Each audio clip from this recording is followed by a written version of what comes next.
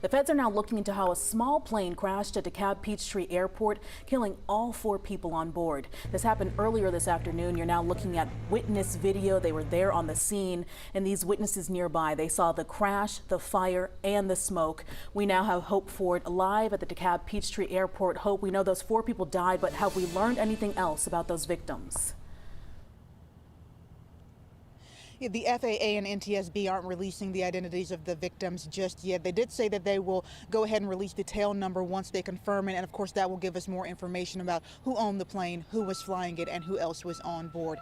Now, that plane crash happened far back in the distance behind me, in the shadow of darkness now, far back further than you can see, but as you said, there were a lot of people who were out here earlier who watched that all unfold right before their eyes. A single-engine Cessna 210 on fire near the runway at DeKalb Peachtree Airport. Witnesses stunned by the sudden crash. Steve LeMaster Jr. filmed this video saying he hoped the whole time anyone would make it out alive. Keith Berry, another witness, was out taking pictures. I couldn't believe what I saw. The horror of the plane crashing down captured through his lens. The plane kind of bounced and flipped over. I mean, in just a few minutes, the wings were gone and everything because the heat was so hot, it just burned everything.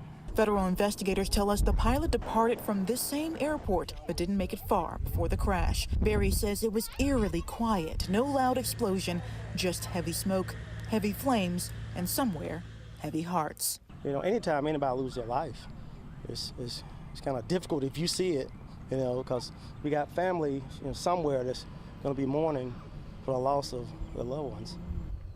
And the airport shut down temporarily but did resume flights not too long afterwards. Now, that type of plane, the Cessna 210, it normally carries 6 passengers and is typically used for business trips or long-haul flights. Madison?